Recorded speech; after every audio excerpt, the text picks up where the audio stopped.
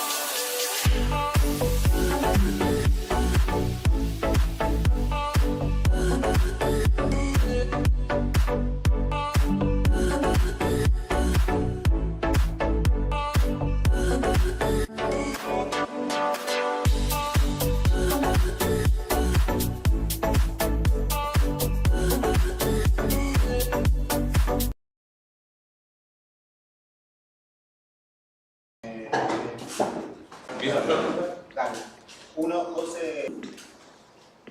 Hola, hola. Ahí se escucha muy bien. Bueno.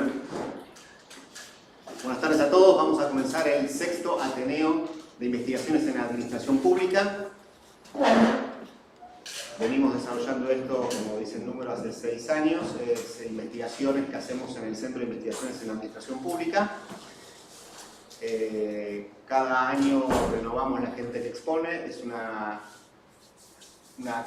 exposición dinámica con comentaristas. Están subidos las exposiciones, un arco de exposiciones y los comentarios en un drive. Y sobre esa base los expositores toman en cuenta esos comentarios y hacen devoluciones respecto de esos comentarios que se desarrollaron. Tenemos cuatro expositores. Vamos a arrancar con Manuel Yáñez, en primera posición, y tu PPT.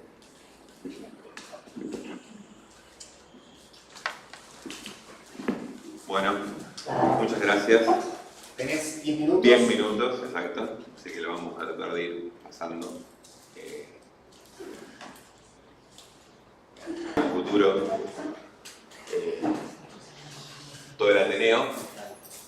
Y particularmente lo que vengo trabajando es las empresas públicas nacionales en el contexto federal argentino, por lo menos así se está planteada la presentación. Lo voy diciendo vos, ¿no? Sí. Lo vas a... Bueno, vamos a pasar. Que hay que decir que esto está enmarcado en el programa de Ciencias Económicas de la Facultad de Ciencias Económicas de la UBA. Bueno, con ese título, ¿no? Relaciones intergubernamentales y gobernanza de empresas públicas nacionales en Argentina 2020-2024. El director es Horacio Jau, que justo está acá, casualmente vino. El director del proyecto, ¿no? de mi proyecto de investigación en el marco del postdoctorado. Bueno, muy breve, los objetivos que se plantea, que es, o sea, lo que vengo a presentar acá un poco se deriva de ese marco más general que está planteado en el proyecto. Básicamente tiene que ver con un objetivo general que es analizar las modalidades de gobernanza de las empresas públicas subnacionales. Yo digo en el contexto federal argentino.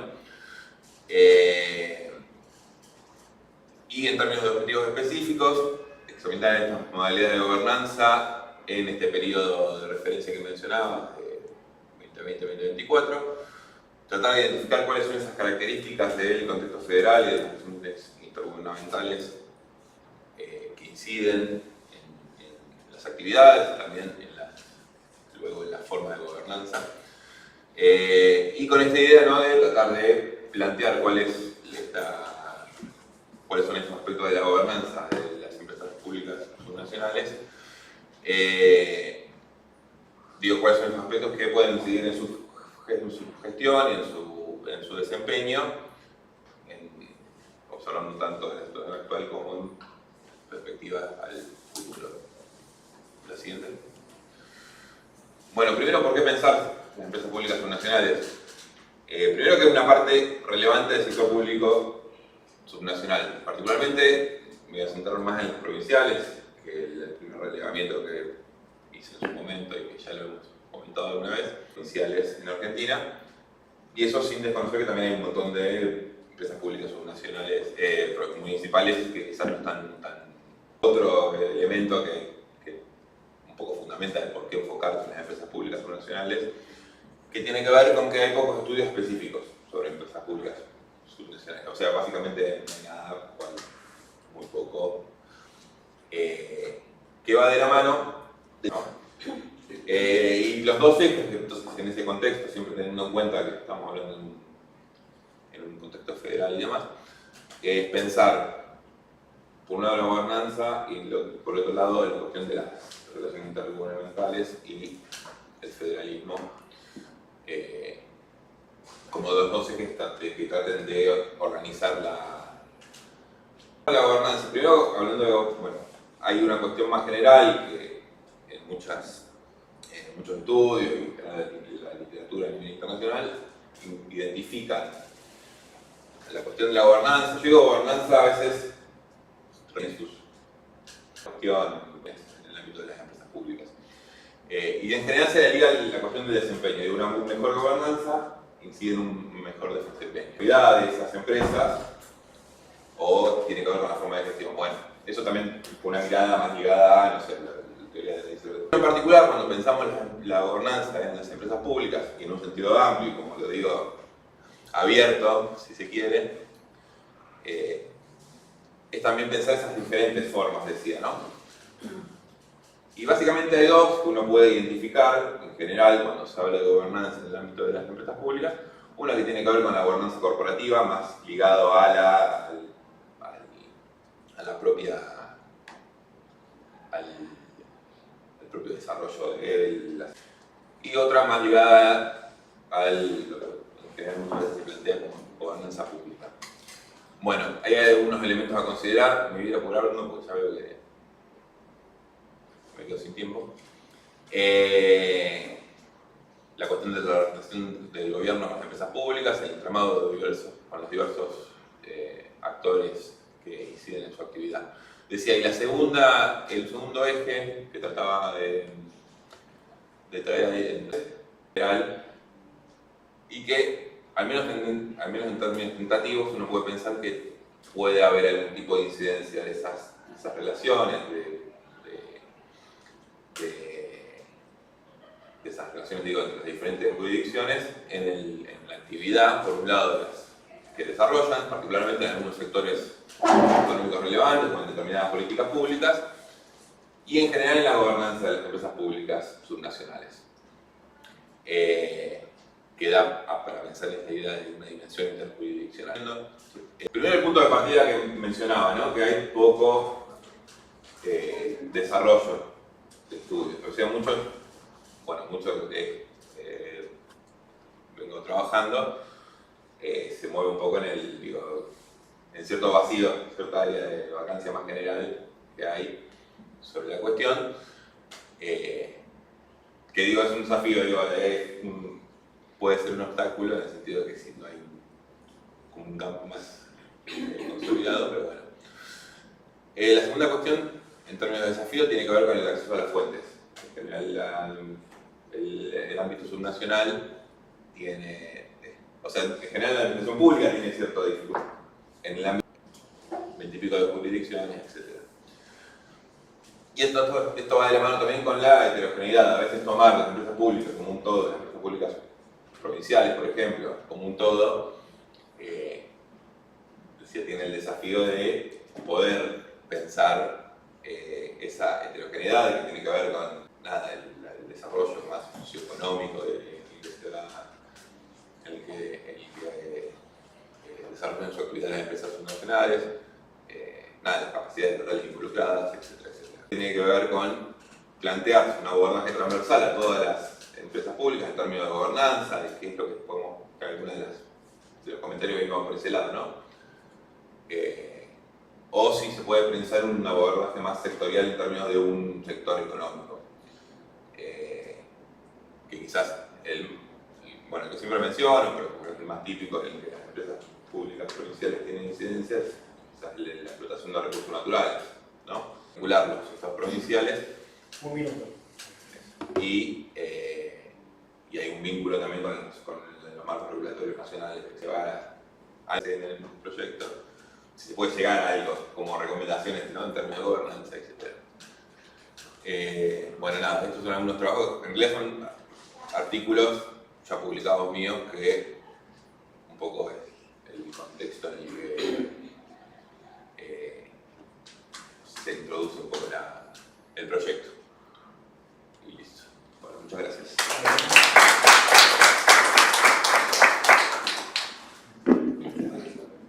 Si los comentarios te tocaba a vos. ¿Cómo hacemos? Hacemos los comentarios ahora. Sí, los comentarios ahora. Vale, yo hago un comentario en un minuto. Dale. Ahí estamos. Tomame el minuto para que después no digas hablar mucho. Yo estoy muy atento al tiempo, así que... Vale, vale. Ya. Ya. Primero, Me queda un grupo. minuto. Ya me sacaste en 10 segundos.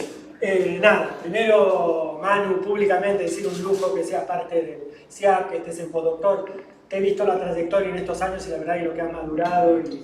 Y nada, para los que leemos esta literatura, Manu es un tipo de los que y ahora con esto vas hacia el Nobel directo. No, quedó bien el pelo. Pero... No, la verdad que es bueno justamente lo que queremos en el SIAC, ¿no? Potenciar las investigaciones que están dando, potenciar los perfiles. La verdad que nada, felicitarte, has hecho una trayectoria muy piola, estás llegando a Podoctor, que no es poco. Comentario. Primero, sí, la tensión entre lo sectorial y lo... Vos te parás en una provincia, ¿en qué tenés que ver? ¿Sector energía o sector de empresa? ¿No?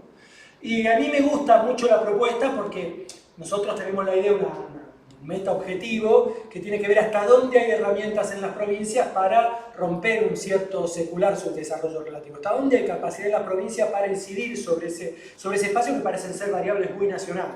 Y las empresas son una herramienta que en la bibliografía desarrollista, de las cuales somos muchos tributarios, neodesarrollistas, postdesarrollistas, etc., ¿no? En donde podemos hacer jugar el Estado para que La Rioja deje de ser, Catamarca, yo soy catamarqueño, las provincias más pobres, donde hay herramientas y nos parece que ahí hay no digo el secreto, pero ahí hay algo para decir y por eso me interesa también y le empujo mucho para que haga recomendaciones en términos de trabajar políticas públicas del parque de empresas públicas. Vamos a jugarlas todos tomando muy de la administración privada, que habla de los conglomerados de empresas que son sumamente potentes porque se articulan y se apoyan mutuamente y permiten verdaderamente potenciar ese espacio. Bueno, lo primero, plantearte como desafío esto, ¿no? La heterogeneidad, una cosa es pararte en Buenos Aires, una cosa es pararte, en los últimos días hubo mucha presencia de los que hacen biocombustible, ponerle que es, y otra cosa es pararte como productor de chanchos en La Rioja, digamos, que desde la periferia es donde armarlo, y pararte también desde una provincia, que es mucho más débil que pararte sectorial. Me paro en IPF y mirás las cosas de una forma, te parás nuevamente en La Rioja, y decimos La Rioja porque tiene el parque de empresas más grande del país, por lo menos numéricamente. Sí, claro, no. Claramente dice, andaste más vos que... Me tenés que parar, Mano contra amigos, así que está interesante los comentarios. No, bueno, muchas gracias. Perdona, Más que nada. hay algunos que hicieron comentarios, Agustín no viene, Sí. no sé si los leíste para que hagan Sí, la acá. lo puedo repasar. No sabía que no venías, no. Pero pensé que me lo ibas a hacer acá. Pablo, sumate al ¿Querés hacer el comentario? Personal.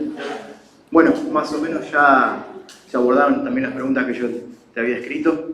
La única que me quedó ahí como pendiente es ver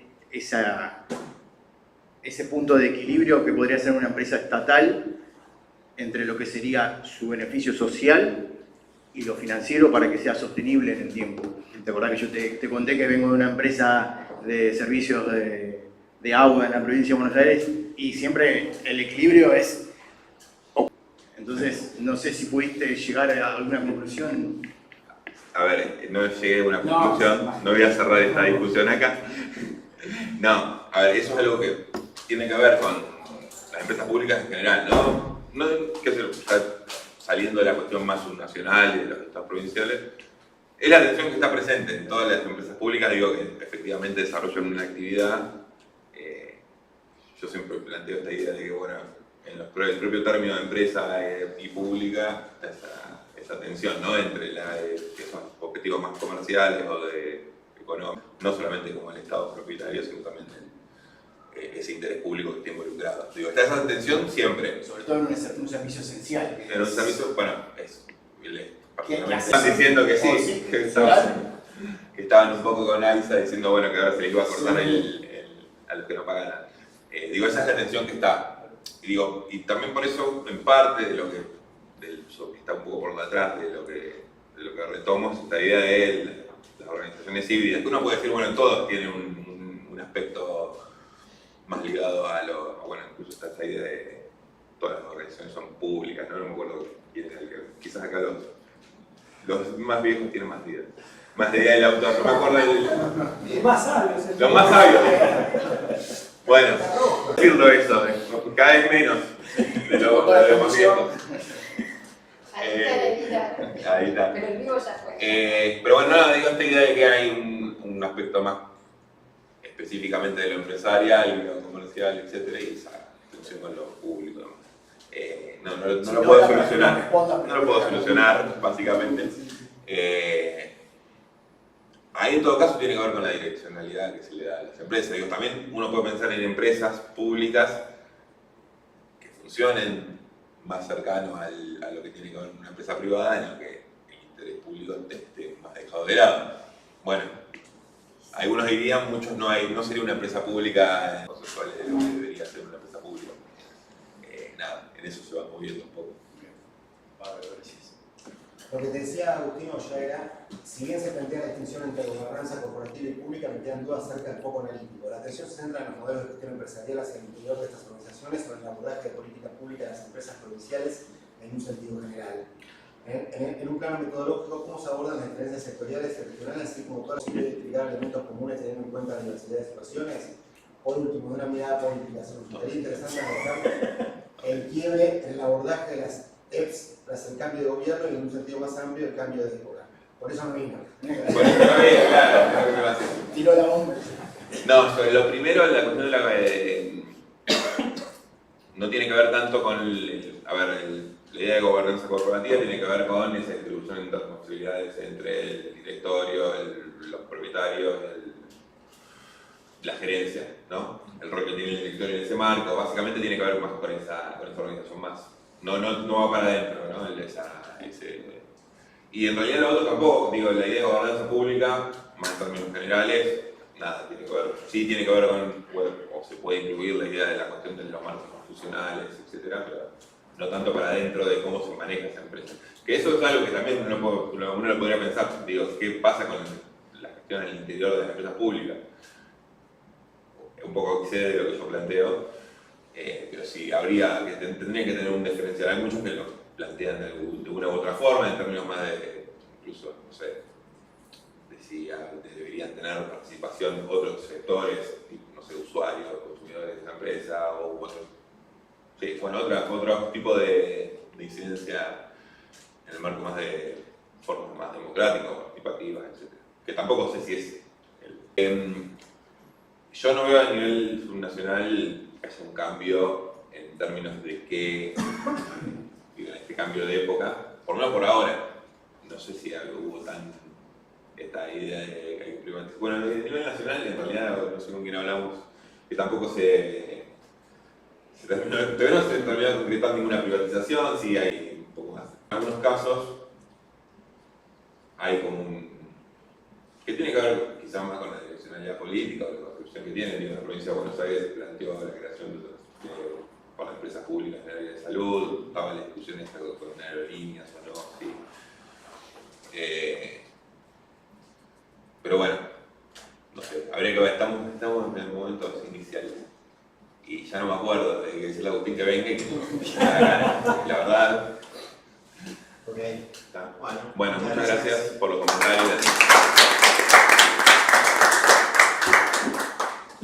Pasamos a José. Ahí yo te digo, gracias. Muy bien, bueno. El tema del futuro del Sistema Nacional de Ciencia, Tecnología e Innovación está un poco centrado en el análisis, podríamos decir, de lo que es la ley de financiamiento, la primera ley de financiamiento del Sistema Nacional. ¿Por qué? Porque es como, bueno, un eje desde el cual podemos abordar el tema. Yo he trabajado como funcionaria, coordinando programas de acceso social a la ciencia y la tecnología, de tecnologías para la información, o secretaria de Ciencia y Tecnología en las distintas provincias, con lo cual, digamos, la importancia de lo que sucede con el sistema y el financiamiento a nivel nacional se pudo percibir también en lo que sería el eje central. También tuve la posibilidad de trabajar en la redacción y en todo el proceso político de sanción de la ley, con lo cual es un tema que realmente mueve y obviamente me atraviesa desde un montón de lugares. Esa ley, la primera ley de financiamiento del sistema, se aprueba por unanimidad en ambas cámaras en el año 2021 y 6 intentando que esto sucediera. Lo que llega a pasar se implementa en el 2022 y en el 2023. Esto llevó a que hiciéramos, tanto desde el boletín como con otros organismos con los que conformamos lo que llamamos Mesa Federal por la Ciencia y la Tecnología, una especie de seguimiento de qué pasaba, a partir de tener más recursos.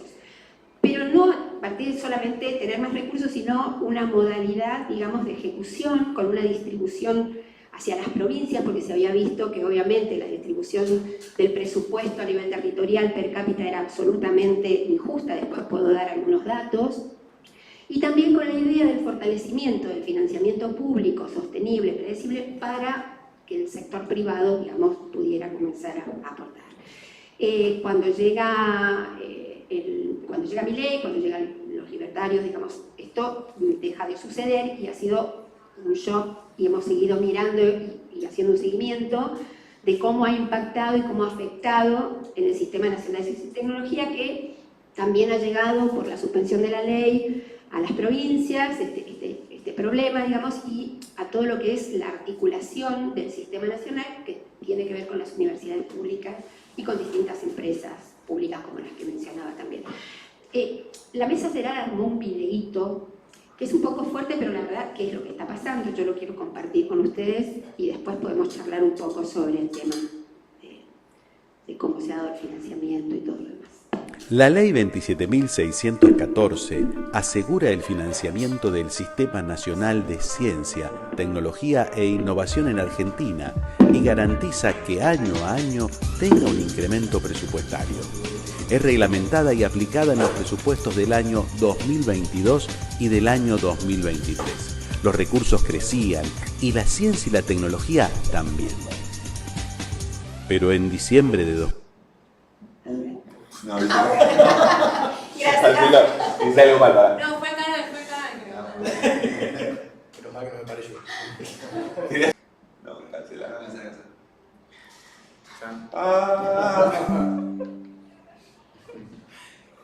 Para. Si desconectas. Hay Netflix acá. Están saboteando la exposición, no quiere decir nada. A ver, fíjate. No hay un botón que diga input. No. A ver, ahí. Para este canal Si puedes avisarle después minutos, por favor. Sí. Que te avisen en minutos.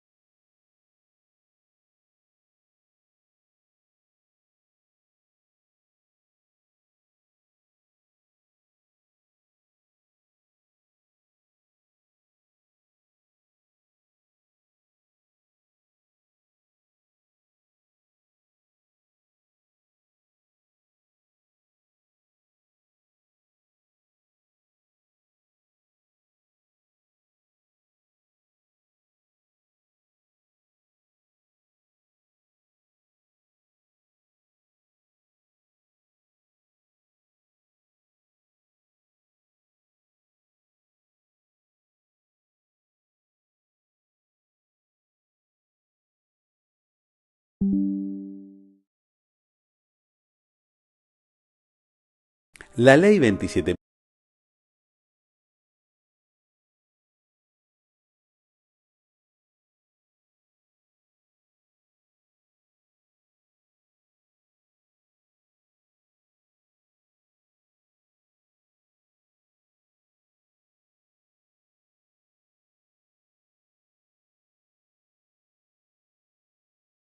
(1614) asegura el financiamiento del Sistema Nacional de Ciencia, Tecnología e Innovación en Argentina y garantiza que año a año tenga un incremento presupuestario.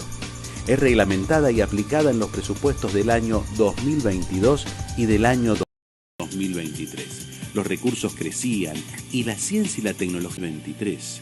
Con la llegada del gobierno libertario, la ley y su certificado de defunción llega con el proyecto de ley de presupuesto que presentó el 16 de septiembre de 2024 Milei al Congreso.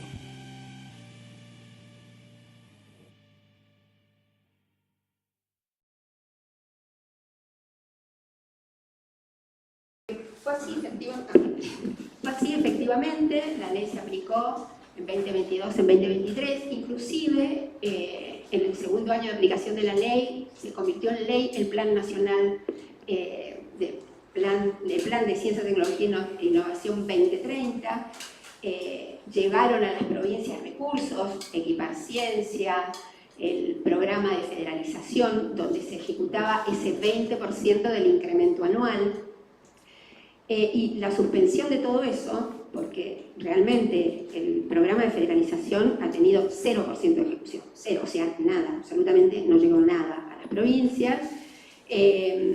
La caída en el presupuesto es el más profundo de toda la historia. O sea, en los 40 años de democracia nunca hubo un presupuesto tan bajo. Tendríamos que estar en el 0,45 del PBI, estamos en el 0,20, 0,21. Entonces se sostuvieron a lo largo de este año algunos salarios, también hubieron muchísimos despidos, pero se frenaron muchísimas líneas de investigación y por supuesto además sumado al tema del maltrato. Cuando hace, no sé, 5 años a tratar tan mal, incluso a nivel de sufrir agresión física. Entonces, a la cuestión del financiamiento se suma, por eso digo el maltrato, el desprestigio y la incertidumbre, ¿no? Se abrieron, pero en realidad no ha habido ningún ingreso, y cuando uno mira el presupuesto de lo que es el Sistema Nacional de Ciencia, hay un anexo donde se incorporan los recursos para los nuevos becarios y no hay un peso en ese sentido. Así es que el panorama es verdaderamente, por supuesto se firma el certificado de función, porque en realidad la ley no está derogada, pero en el artículo 27 del proyecto de ley de presupuesto, que tampoco pareciera que se va a tratar, ya nos anticipaban que derogaban 3 artículos, además de otros también, ¿no?, vinculados al tema de educación, el 5, el 6 y el 7, que tienen que ver con el incremento progresivo y con la garantía de que frente a cualquier cambio en la estructura, por ejemplo, del ministerio o de distintas áreas, se iba a garantizar ese financiamiento para no, digamos, complicar las actividades de desarrollo de ciencia y tecnología. Entonces, verdaderamente, el sistema está en una crisis que todos los que lo estudian dicen nunca fue tan grave. Me hicieron algunos comentarios y preguntas súper interesantes. Vos, Gustavo, por ejemplo, planteabas, bueno, que es parte de la administración pública. En realidad, sí es parte de la administración pública, el Sistema Nacional de Ciencia, pero tiene su especificidad. Justamente se trata de las políticas gubernamentales cuya prioridad es el desarrollo de ciencia y tecnología, y se trata de un entramado inserto en distintos ministerios, el INTA, el INTI, el Banco Nacional de Datos Genéticos, la CONEA, la CONAE. También alguien me preguntaba sobre el impacto, sobre esto de cuando yo mencionaba el futuro utópico. En realidad ya lo estamos viviendo, ¿no? Esto que uno supone un escenario tremendo, lo estamos sufriendo, lo estamos viviendo. Y más que la destrucción del sistema es lo que perdemos, ¿no?, en cuanto a calidad de vida. Por ejemplo, que se suspenda el CAREM implica que se suspenda la posibilidad de tener energía limpia. Los reactores modulares somos uno de los 8 países en el mundo que los pueden fabricar, y por el nivel de avance en el 2026 se estimaba que ya íbamos a poder utilizarlos. ¿Qué significa eso? Significa que no se nos va a cortar tanto la luz, por ejemplo, en los veranos. O sea, significa verdaderamente poder tener energía limpia. A ver, otro ejemplo, ustedes escucharon hablar del kit para detectar dengue de Andrea Gamernik. Bueno, ese kit está en una etapa inicial, ya se puede empezar a usar. Tenía 4 desembolsos, solamente le llegó el primero, y con aportes, digamos, de otras entidades lograron terminarlo. Faltan 3, con lo cual la posibilidad de que eso avance está cerrada. Y como ese, 1000 casos, ¿no? Por ejemplo, teníamos un programa, digo teníamos porque es algo que hace el Estado, ¿no?, que se llama Poblar. El programa Poblar viene siendo desde 2013 el estudio de la población argentina, las características de la población argentina para la orientación de vacunas y medicación. Y hay una articulación muy buena con el INCUCAI. Ustedes saben que las personas que se trasplantan tienen una medicación, bueno, cómo adecuarla para evitar, digamos, rechazos, y eso facilita. O sea, hay un montón de aplicaciones, algunas que son más rápidas y otras que son más a largo plazo. Bueno, todas esas líneas de investigación se han cortado, ¿no? Así es que bueno, la verdad que el panorama es... Y tenemos un nivel de investigadores, jóvenes investigadores y de becarios excelente, que son atraídos por otros países. Entonces todo el conocimiento, no solamente de las universidades, brindado de las universidades, sino también en los otros espacios mientras trabajaban, eso se pierde y lo aprovecha otro, ¿no? Así que habían un par de preguntas más o comentarios. Si los hagan, creo que estaba Pía. Puedo seguir hablando mañana, así que te doy ahora. Bueno, primero que es un honor poder contar con una persona tan idónea en el tema y que haya justamente atravesado el asunto desde tantos lados, ¿no? Tantas aristas, tantos lugares geográficos y también desde tantos puntos de vista, con lo cual vuelve muy enriquecedor escuchar tu punto de vista en la cuestión. Hay cosas que ya contestaste en lo que estuviste comentando recién.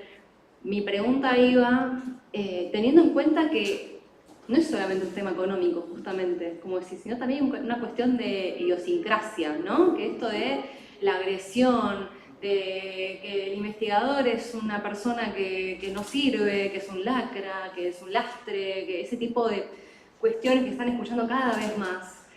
¿Qué grado de irreversibilidad estamos pudiendo encontrar en eso, ¿no? Porque otra cosa que te pregunté era, en comparación a los 90s, ¿no? Al proceso de desregulación y flexibilización que hubo en los 90s, ¿cómo se asemeja? Y esto, ¿estamos yendo a grados irreversibles? Porque acá hay una cuestión también de, ay, se pudre todo en diciembre, se pudre todo el año que viene, ¿cuándo viene la organización? ¿Cuándo vienen esas cuestiones? Para mí ya estamos en el caldo de cultivo, somos la rana cocinándose, después vamos a ver con qué resultados nos encontramos. Entonces, ¿qué resultados dentro de esta distopía, digamos, podemos encontrar y qué cuestiones se podrían volver a salvar en un futuro lejano o no, con una nueva ley, con una revisión, reforma más adelante, con un proceso? En general soy optimista, creo que vamos a poder recuperar, sobre todo porque hay un nivel de militancia no partidaria. La Mesa Federal, por ejemplo, son como 30 organizaciones, nos une la cuestión de la soberanía científico-tecnológica. Hay de todo tipo políticos allí.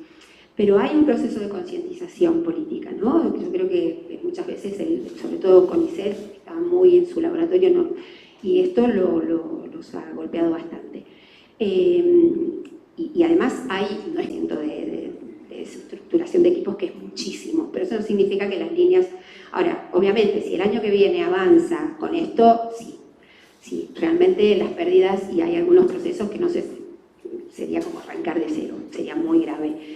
De todas formas, esta cuestión de la organización o de difundir, por ejemplo, el COFECIT no estaba conformado y a partir de una reunión que tuvimos la Mesa Federal con funcionarios de 16 provincias, funcionarios del área, en diputados, hubo tanta presión sobre Genua, que es el secretario de Ciencia, que lo tuvieron que conformar. Entonces hay una presión también para pedir que se incorpore en el presupuesto. O sea que hay un movimiento, ¿no? En eso se conformó en el CONICET una subcomisión de presupuesto y se están revisando 300 becas, porque se habían dado 800, habían ingresado 500, se están revisando, o sea que algo está pasando.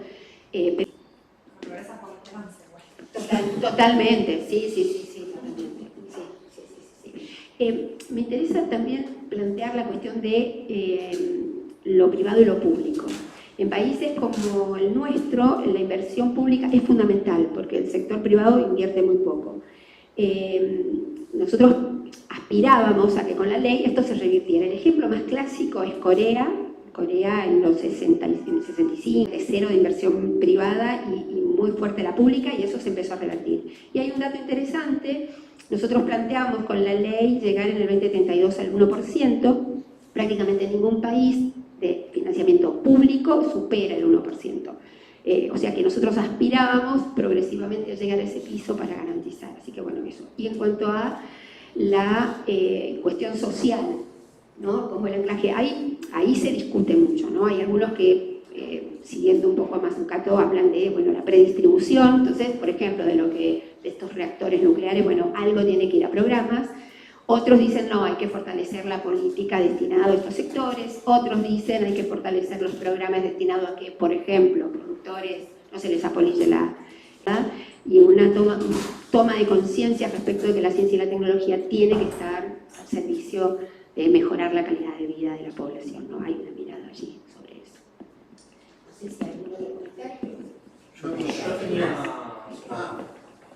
¿Vos tenías? Sí, van a ser cortitos y quizás un poco redundantes, porque la verdad algunas cosas que me habían dado un poco fueron saliendo. El primero era esto, que está mencionado en el trabajo sobre cómo queda en el organigrama el sistema de ciencia y tecnología, sobre todo porque lo que me llamaba la atención es que no solamente se le bajó la categoría, pasó de ser un ministerio a una secretaría, sino que los organismos pasan a estar ahora directamente en la órbita de la jefatura de gabinete, si no entiendo mal. Es decir, la planta administrativa queda en la secretaría. ¿Cómo se vincula eso con la cuestión presupuestaria? Y después, este cambio del financiamiento, el cambio del organigrama, es decir, ¿qué idea hay detrás sobre el rol del gobierno actual? Estoy hablando, que tiene que cumplir la ciencia y la tecnología, si es que tiene que cumplir algunos, si tiene que estar orientado hacia el mercado o si no tendría que existir, es decir, ¿qué idea subyace detrás? Si un poco pensaba, a mí, en la parte de la esperanza en general, como que la pienso ligada a la propuesta de políticas públicas, ¿no? Entonces pensaba, creo que, capaz me equivoco, pero creo que estaría bien decir que está en el momento de mayor degradación y quizás de la vuelta de la democracia, porque si bien había sido en otros momentos degradada secretaría, no se había hecho, me parece, esta división de los organismos en la planta administrativa. Bueno, pensar cómo podría pensarse tanto un financiamiento como un nuevo organigrama, una nueva forma de organización del sistema de tecnología. Bien interesante hacia dónde llevas. Primero, me parece muy importante aclarar que la función ciencia y técnica, el presupuesto nacional, dirige recursos a lo que es el Sistema Nacional de Ciencia y Tecnología, conformado por 17 organismos que están distribuidos en distintos ministerios o en jefatura de gabinete. Es uno de esos. ¿Sí? Es uno donde está la agencia, donde está el programa de federalización, donde hay otros programas, ¿no? Pero, por ejemplo, el INTA históricamente ha estado en agricultura, el INTA en industria, pero es parte del Sistema Nacional de Ciencia y Tecnología y tiene un financiamiento específico y tiene una modalidad de seguimiento de esas políticas. Por eso tiene una entidad, digamos, más allá de que es parte de la Administración Pública Nacional. Ahora, es cierto que es sumamente notable esto de cuando al ministerio, que es el de alguna manera a secretaría, esto también impacta en las provincias, donde hay un proceso de formalización de las áreas de ciencia, que históricamente estaban dentro de una dirección de educación o de industria, empiezan a tener rangos de ministerio, siguiendo un poco esta tónica. Entonces, esto de cuál es la entidad que se le da al ministerio, que es el que de alguna manera marca la política científico-tecnológica, con los gabinetes, con el COFECIT, es un poco lo que marca la temperatura política y de la importancia que se le da a la ciencia, ¿no? Creo que es un poco por ahí. Y en relación al gobierno actual, obviamente no le interesa, o sea, me parece que el gobierno actual... Bueno, claro, sí. Creo que no le interesa. Me parece que esta cuestión del equilibrio fiscal, quienes estamos a tiro, ¿no? Los jubilados, los comedores, la ciencia y la tecnología, se luchan por ahí, no van a ir a cobrar impuestos a los más poderosos. O sea, me parece que tiene que ver con eso, no le interesa, y creo que sí, algunas empresas como Arsat, no sé, o hablaban de mandar energía nuclear no sé a dónde, y a veces sacan fakes que enseguida cuando uno replica, pero sí, hay una mezcla entre que no saben gestionar y otros que sí saben gestionar muy bien. Entonces, bueno, es que en algún momento esta pesadilla se termine y podamos volver a tener políticas públicas que nos permitan no solamente concretarlas. Muy bien. Yo tengo una consulta, perdón, no era mi tema, pero me surgió que hablaban sobre el financiamiento en este último gobierno, ¿no? En el gobierno actual, y quería hablar un poco de lo que fue la discusión de la calle, ¿no? Respecto a las partes obscenas del superhéroe, ¿no? que eso también forma al parecer, o no sé si es que forma en la cotidianeidad, pero sí parte de las investigaciones académicas que hace nuestro país. Digo, ¿qué visión tenés al respecto? ¿Cómo encontrás ese equilibrio? Porque ese tipo de publicaciones desacredita mucho al resto de investigaciones como las que mencionaste. Debería tomar esa Mesa Nacional de Ciencia y Tecnología. Y después, respecto a la otra pregunta, ¿no?, que mencionabas, respecto a la inversión privada, digo, ¿cómo alentás a que haya más inversión privada en ese aspecto cuando hay un gobierno que desinvierte, ¿no? Digo, para que pueda seguir avanzando la ciencia y tecnología, ¿qué medidas se tiene que tomar para eso, alentar la inversión? Muchas gracias. Bueno, vamos a empezar por la famosa tema, porque tenía que ver con cómo se reproducía una especie, un bichito, una red que podía comer restos de petróleo. O sea, el tema es que se dice una parte, nada más, ¿no? De todas formas, en relación en general a las publicaciones hay un debate muy fuerte porque las publicaciones marcan mucho la carrera científica, entonces limitan la posibilidad del anclaje territorial, ¿no? De que yo me pueda dedicar a lo que quiera, a gestionar, no es que a lo que quiera, no es a no laburar, pero y no está tan marcada por la agenda de investigación muchas veces de afuera, que son los que financian y Eso, pero te invito, o después busco la info y te paso la info famosa de la cuestión de la sexualidad de no sé qué era. Con respecto al financiamiento privado, no se puede legislar sobre el financiamiento. No podés legislar, bueno, tal empresa va a poner tanta plata. Pero hay un montón de proyectos de ley que se sancionaron en forma conjunta de la Ley de Financiamiento Público que incentivan. Yo creo que inclusive de más. Es más, en la discusión de la ley, si ustedes la leen, van a encontrar un articulito que habla del sector privado, que fue un elemento clave para que la oposición pudiera aprobarlo y que no compromete para nada al Estado, porque lo que se buscaba era eso, que termináramos nuevamente financiando. Bueno, es un tema clave al privado. El privado necesita que el Estado invierta, porque a veces las inversiones son de alto riesgo, o en temas como energía nuclear han surgido de la CONEA, han surgido como 5 empresas y siguen en articulación con la CONEA. Entonces es algo que se construye, pero de esta manera seguro que no. Es un poco eso. ¿Y qué dice la Mesa Federal por la Ciencia y la Tecnología? Cuando surgen estas cosas tratamos de ver de qué se trata y explicar. Como te decía, la bacteria esa tenía una finalidad y la publicación también. Gracias. Muy bien. Pasamos a Roberto Ferrugio. Un poquito más. Ahí llego. La silla se rompe. Tiene que estar cerca del micrófono para que... Ahí va. Bueno, muchas gracias por invitarme. En principio comentar que el tema que yo intento investigar, digo intento investigar porque ni siquiera es un proyecto, apenas estoy cursando unos seminarios para el doctorado en Ciencias Económicas. El tema más que nada tiene que ver con una práctica en la gestión pública. Yo soy empleado de funcionario público de línea, un ente descentralizado, vengo trabajando temas de anticorrupción ya desde el año 2016. Apenas haciendo mis primeras armas en la investigación, así que más bien es una socialización anticipada, estar aquí con ustedes y bueno, sepan disculpar el carácter neófito de mi exposición. Bueno, en principio, el futuro de la anticorrupción en la Argentina, no diría que es distópico como el caso de la ciencia, pero sí, digamos, diría que es incierto y desopilante en principio, porque una de las observaciones que hacía también Bruno es esto de que esperaba alguna elucubración respecto del futuro y sin embargo mi trabajo se enfocaba en el análisis de los anteriores 2 gobiernos, ¿no? Tanto el gobierno de Macri como el gobierno de Alberto Fernández. Entonces, más bien que hablar del futuro estaba hablando del pasado. En rigor, lo interesante de investigar en que a pesar de que los 2 gobiernos anteriores eran de signos políticos opuestos, las políticas de anticorrupción mantuvieron no solo una coherencia, sino un enriquecimiento de un gobierno hacia el otro.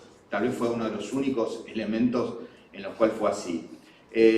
La primera explicación que surge es que es debido a políticas, a presiones internacionales al respecto, no solo de convenciones donde la Argentina es Estado parte, sino por impulsos de Estados Unidos, del Departamento de Justicia de Estados Unidos y la Comunidad Europea, a través de regulaciones que caen sobre las multinacionales y impactan en el resto del mundo. Ahora, el gobierno de Milei es absolutamente disruptivo porque, en principio, hay un discurso aparentemente de anticorrupción, pero a la vez hay prácticas absolutamente corruptas. Bueno, el caso de la destitución del senador Cuéllar hoy es absolutamente sospechosa, porque en los últimos 6 meses pasó 20 veces a Paraguay. O sea, la posibilidad de que, la factibilidad de que haya sido efectivamente una coima para votar la ley bases es abrumadora. De hecho, todo el sector libertario fue y votó por la destitución, como que... Por eso digo que es desopilante, ¿no? Por un lado hay un discurso, por otro lado hay prácticas raras. Bien, lo que tengo que decir sobre el futuro es que es incierto y desopilante, ¿no? No sabemos para dónde va, porque incluso si las presiones internacionales continúan, Milei es disruptivo incluso en las políticas internacionales, propone destruir la ONU, propone, digamos, darse de baja de todos los tratados internacionales, vota en las convenciones internacionales cosas en contra de lo que el Estado ya forma parte de una convención, con lo cual realmente me parece que es incierto y desopilante. Respecto de los comentarios, bueno, hubo más que comentarios, observaciones de tipo metodológicas y también conceptuales o teóricas, ¿no? Sobre las conceptuales o teóricas, bueno, comentarios muy agudos al respecto. Sobre el tema que marcaba Horacio, sobre la burocracia enraizada de Peter Evans y esta posibilidad de encarar la anticorrupción de manera conjunta entre... Ahí lo que no existe es esa relación vinculante de profesionales entre los que promueven la anticorrupción en el sector público y los que la hacen en el sector privado. No hay esa relación previa, pretérita de vínculos académicos o algo. Por un lado y por el otro se van creando distintas comunidades impulsoras, ¿no? En el sector público existe una red de enlaces de integridad, que eso lo fomentó el gobierno de Macri y lo mantuvo el gobierno de Alberto Fernández.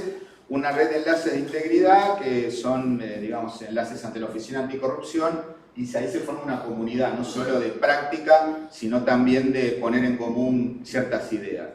En el plano del sector privado también sucede con vinculaciones que hay entre los Officer Compliance, que son oficiales de cumplimiento traducidos, pero son los gerentes que impulsan, más que nada, investigaciones internas sobre la posibilidad de que los gerentes falseen balances para engañar a la asamblea y de ese modo aumentar los sueldos. Entonces, ahí la intención es más que nada de los propietarios de las grandes corporaciones de controlar a sus propios gerentes que un empuje más bien moral o ético-moral.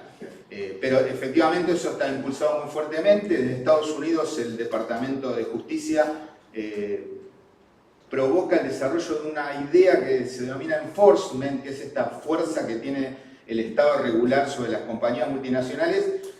Antes, el poder que tiene el Departamento de Justicia de Estados Unidos y lo ejerce de una forma muy fuerte sobre las multinacionales, y esa tensión que puede haber entre las posiciones autonomistas de las corporaciones y la incapacidad de los estados nacionales de regular. Tenemos 2 casos muy concretos. Steve Jobs pierde ante la Comunidad Europea el tema de los cargadores del iPhone. Todos los cargadores tienen que ser compacto C, y si no lo hacía. Lo mismo pasó con Elon Musk en Brasil, que lo obligaron, creo que $10 millones, y frenaron las operaciones para ajustarse a derecho, y también perdió. Entonces, hay antecedentes a nivel internacional de una tensión muy fuerte, pero en Argentina es muy incierto todo. Había algunas preguntas respecto de valorar alguna tendencia, consolidar políticas anticorrupción.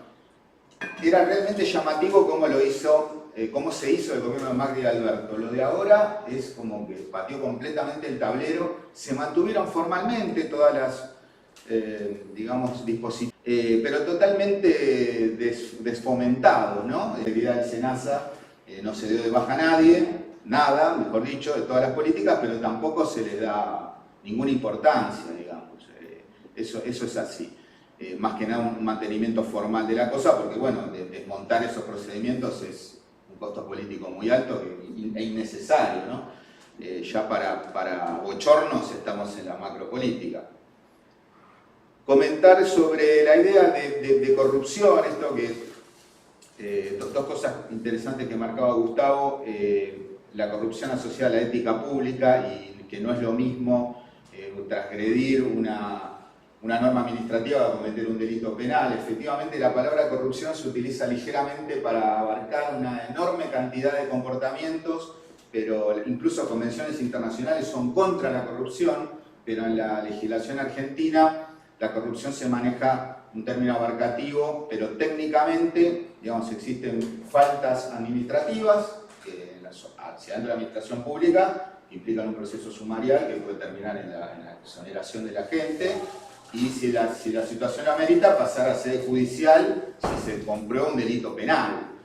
Hay un degradé, digamos, de sanciones, desde usar la fotocopiadora para hacer la tarea de la nena a recibir una... Bueno, la palabra coima tampoco existe, el delito penal es el cohecho, a recibir un cohecho, una dádiva para poder torcer la voluntad o la decisión.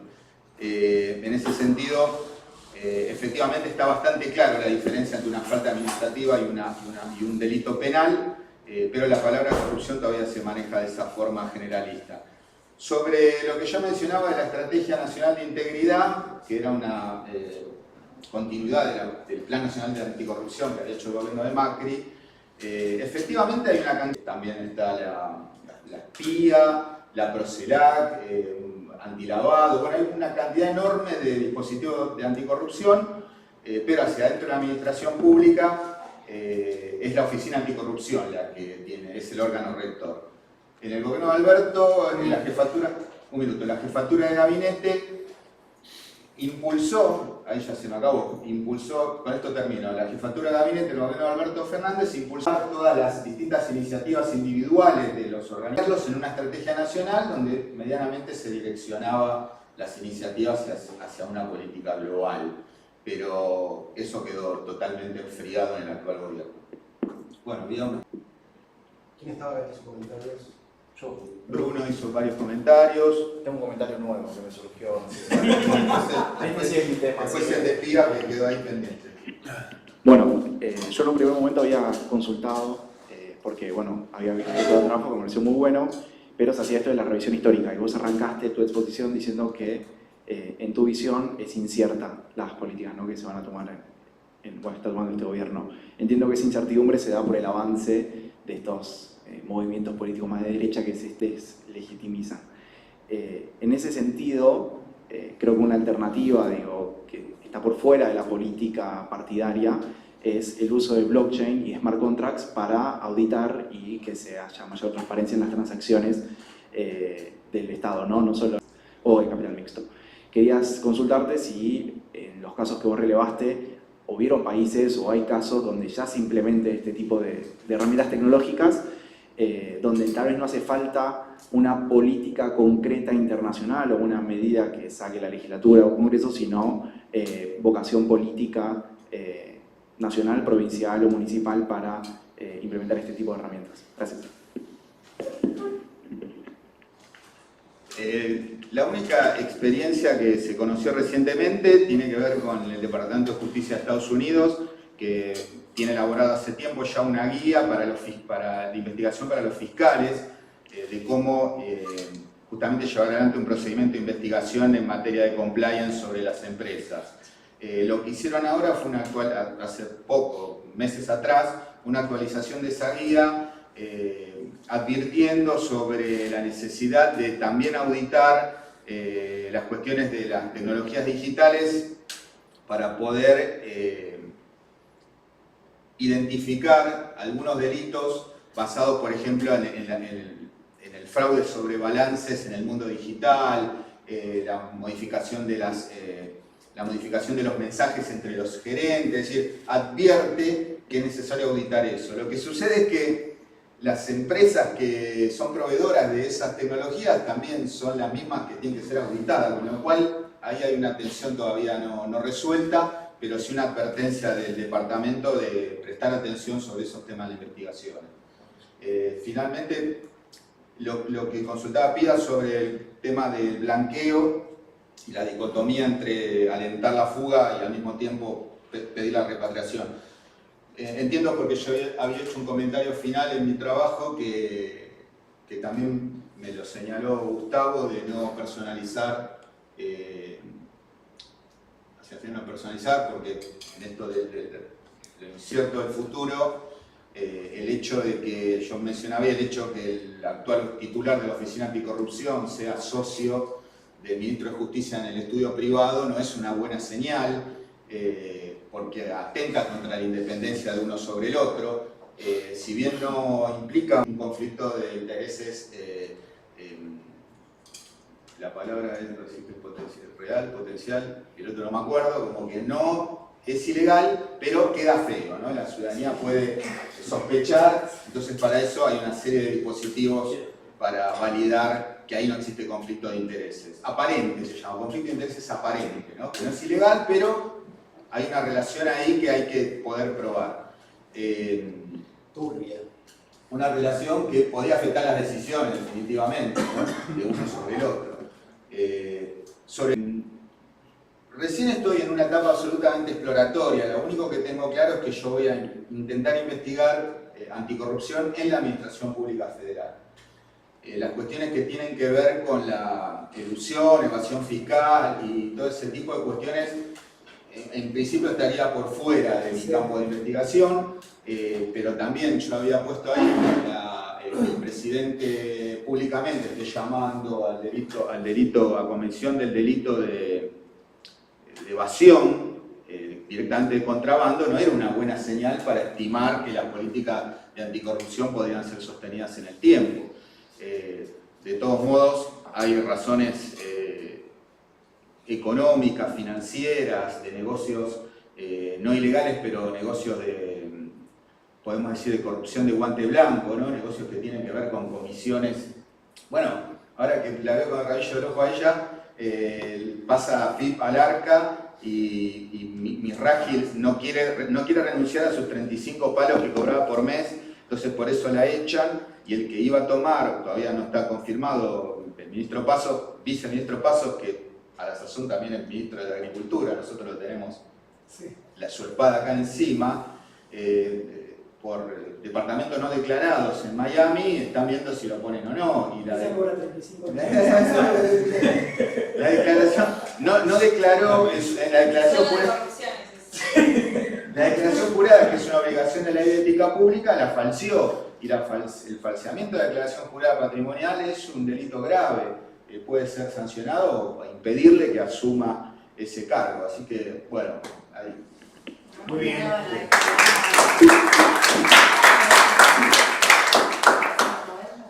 Como le pasa al micrófono. ¿Querías un PPT vos? Buenas tardes, me dijiste expresamente que no lo arme. ¿Qué comentario? Bueno.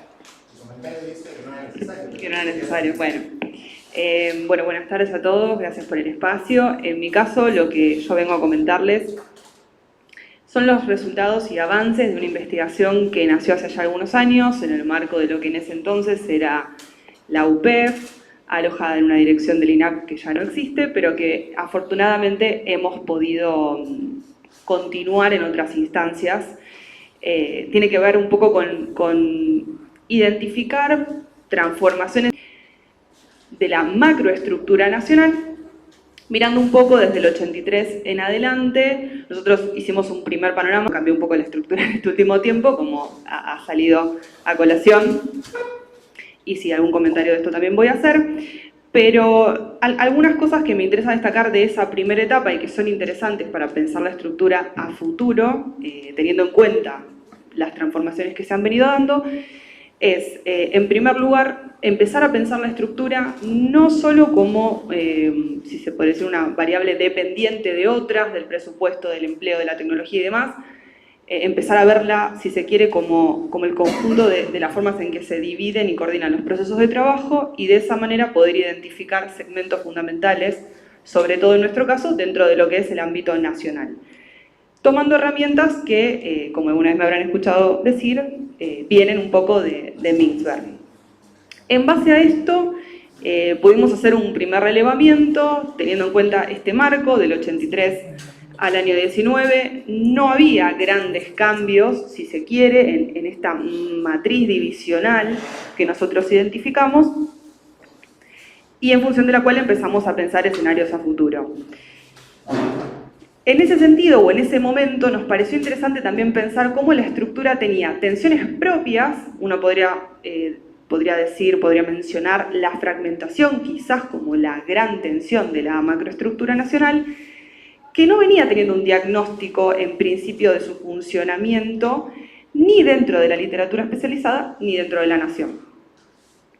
Y otro conjunto de tensiones que vinculan a la estructura con, si se quiere, las otras dos grandes puntas o los dos grandes vértices de ese triángulo, que serían el empleo y las tecnologías. Y en ese sentido, pensar cómo, si queremos apostar a trabajadores de mayor calificación, esto podría entrar en tensión con una estructura en principio muy vertical, que tiende a simplificar funciones y tareas y demás, y también cómo la incorporación de nuevas tecnologías a priori podría incidir en este formato divisional que veíamos en aquel entonces y que por supuesto se mantiene hasta la actualidad.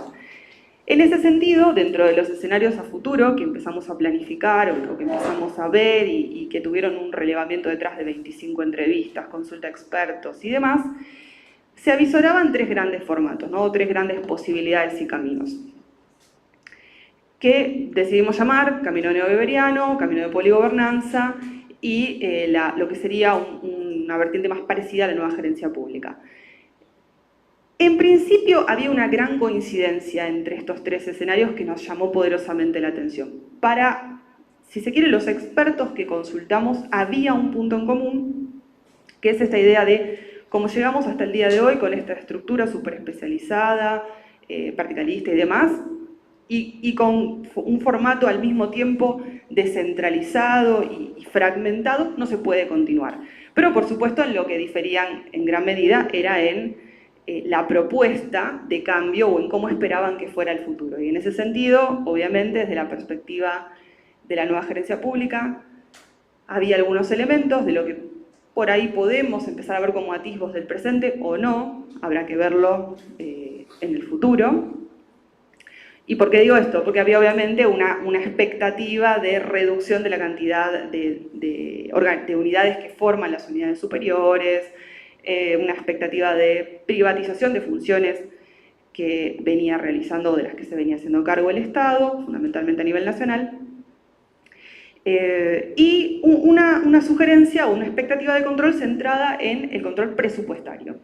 Desde el lado de la poligobernanza, más centrado en esta idea de incorporar al sector privado y al tercer sector para la gestión estatal y de mayor descentralización y agencialización, y por el lado, si se quiere, del camino neobeberiano, obviamente una alternativa más en apuesta al desarrollo, a una estructura que no perdería sus niveles de verticalidad, porque son fundamentales en esa perspectiva para estructurar una cadena de responsabilidades, transparencia y persecución de los objetivos mismos del Estado de Derecho, pero sí con un liderazgo político fuerte y, podríamos decir, con una coordinación donde la jefatura de gabinete de ministros se hace cargo, se hace presente, se hace fuerte y de algún modo empieza a coordinar no solo procesos administrativos, como lo viene haciendo con quizás el actor más fuerte dentro de nuestra investigación que aparece, que son los órganos rectores, sino también con la fijación de políticas prioritarias.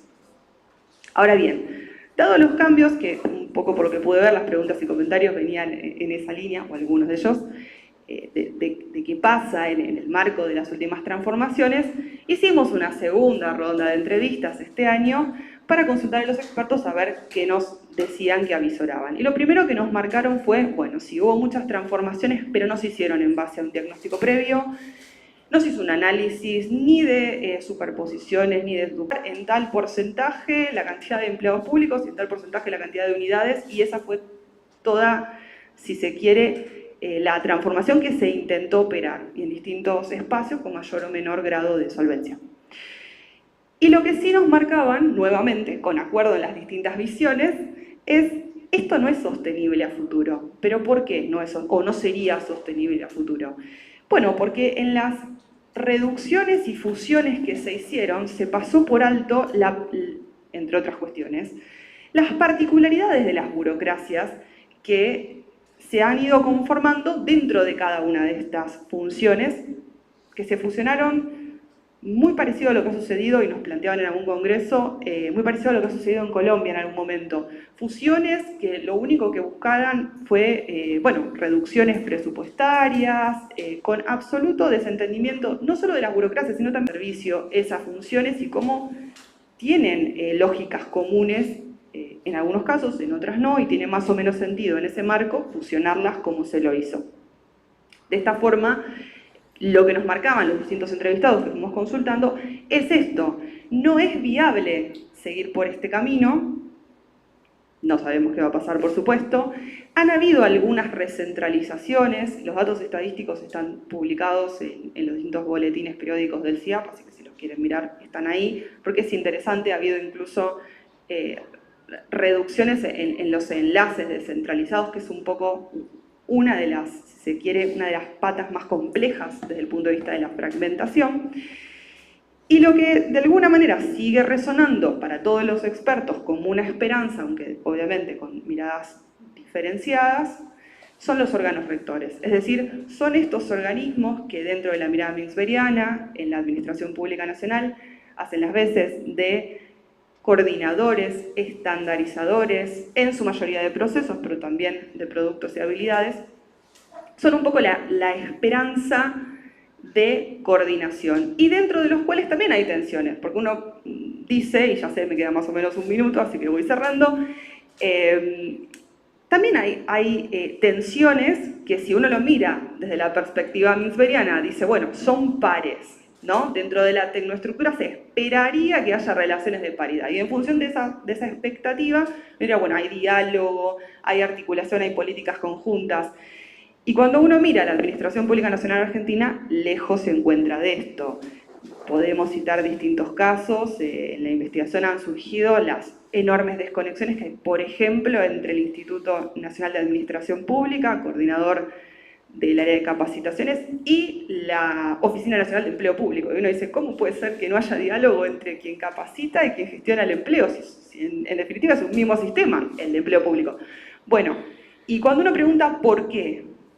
Y en efecto porque no se entienden como pares en algunos casos. En otros te dicen la diaria nos come la posibilidad de hacer reuniones, de fijar prioridades y demás. Y todo esto que de alguna manera sale a la luz cuando uno se sienta con los expertos y las personas que están a cargo de estas unidades, claramente son debates que parecen ser muy a puertas cerradas, porque hoy, como está la estructura, están lejos de ponerse sobre la mesa. Al INAP ahora se le ha encargado una tarea bastante particular, sobre la que sería interesante en algún momento también indagar, de tomar una suerte de examen a los empleados públicos con bases bastante particulares. Esto también implica transformaciones de las lógicas de organismos que son centrales, porque están siendo, uno podría decir, desvirtuados, transformados. Bueno, en ese sentido ya sí veremos a futuro. Muchas gracias.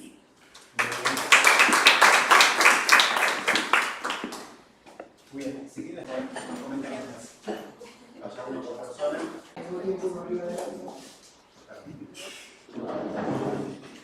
Mientras se acomoda, lo que vamos a hacer es lo siguiente. Terminamos las exposiciones, hacemos una suerte de foto para el video y cerramos, porque lo que queremos hacer es compartir otra cosa diferente para que no quede grabado en YouTube, cuestiones particulares y personales. Bueno, acá tengo mis comentarios.